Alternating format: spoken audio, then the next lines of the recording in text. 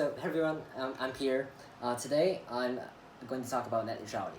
We all have things that we value and hold dear in our lives, whether it be family, friends, entertainment, work, and the common denominator in all of these is our internet usage. We always have to use it in any of these factors.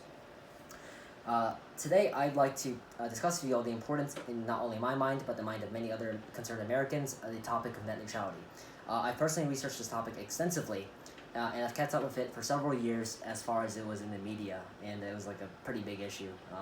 So primarily what net neutrality is the concept of the ISPs, the internet service providers, not being able to limit content as long as it's not illegal, and it kind of further extends into them not being able to arbitrarily increase and hike up prices. The reasons why I believe that net neutrality should be kept and maintained is that it prevents abuse of power, it helps assist in fostering smaller businesses, and it helps with freedom of content. Firstly, I believe that the most important aspect of net neutrality is the freedom of media and other online content provided.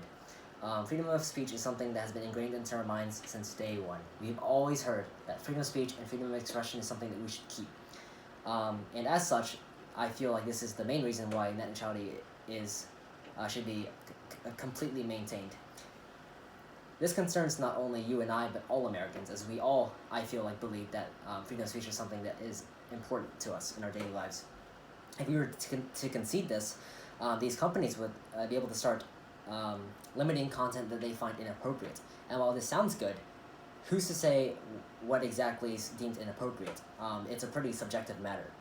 According to the journalist John Brodkin from the website Ars Technica, he supported the present ideas by stating that another advantage of net neutrality is the continued freedom of speech and expression. If internet service providers don't agree with the certain content or just don't like it, they still won't be able to censor it. And this is definitely true. Otherwise, they would. When companies decide to limit one thing, they might have self-interest in mind. In a hypothetical scenario, they might have, if there are articles criticizing these companies, and there were no net neutrality, they could just remove them.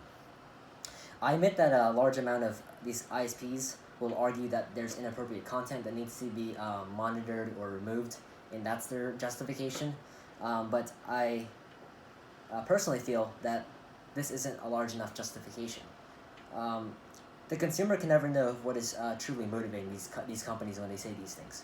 And if we were to remove this, then it would just snowball further, and we potentially lose more rights to the government or to these companies. Secondly, if net neutrality were to be repealed or removed, this would largely impact our relationship with these companies. They would just be able to hike up prices by an insane margin, more so than they already are. We should all care about this because this is going to harm our wallets if it's not kept in place. Net neutrality is currently the wall that prevents these large companies from abusing their near monopolistic power. ISPs would have the power to throttle and limit Wi-Fi rates as well, which honestly already happens to some extent. I have pretty bad Wi-Fi at my house, and I hear a lot of bad experiences regarding Spectrum, which is like our local service provider, or not local, it's pretty national. But according to Emily Stewart from Vox.com in February 2020, in the U.S., however, just a few companies, often without overlap, control much of the industry, and the result is high prices and even uneven connectivity. If this buffer were to be removed, it would be highly likely that these companies could just do whatever they want to us. And this can be foreseen logically because they as companies want to profit, and nothing would be stopping them because we all need internet anyways. It's basically a necessity. So ISPs will claim that they require higher prices for increase in infrastructure, but I just don't think this is the case because they already fail us in a lot of instances, and our services are already throttled to begin with. Finally, we should consider how small businesses might be negatively affected by this. I know for certain that some of our classmates, maybe your friends, your family, are small business owners, and so this might be relatable to you. It's known for certain that small internet companies usually have no chance of competing versus these larger ones. If they enter the scene, they just usually get dissolved or get absolved, or absorbed into these larger companies, and they can't really do anything about it.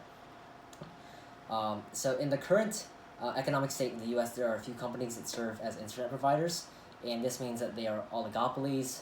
And the state of an oligopoly is that there are very few competitors with a monopolistic state, basically. And so prices are already high in that case, and it would continue to be high if net neutrality weren't in place. And furthermore, one source stated this claim, saying that internet service providers in the U.S. spent more than $80 million in lobbying in 2018, making it the biggest lobbying year so far for the industry. And this was written by The Hill in 2019. Due to the constant mixture of the politics and the ISPs, these companies would already have power over us, and small companies can't do anything to really compete against them because they have the lobbying power of politicians. Lobbyists and politicians will say that the state that we are in is completely healthy, and to limit the capitalist system is a walk towards communism, which is a very scary thing for a lot of Americans. But I don't believe that we should concern ourselves with these like political scare tactics. Once again, I believe that keeping net neutrality the way it is has higher benefits to the daily life of the average American. If we were to get rid of net neutrality, we would risk potential censorship, higher costs, and we would just harm the smaller businesses trying to enter into the scene, which is a very big concern. If we keep ourselves informed about the matter and continue bringing it to politicians, they can't really do this. We have to always consider what it is that is motivating these large companies when they are lobbying against ISPs. Thank you.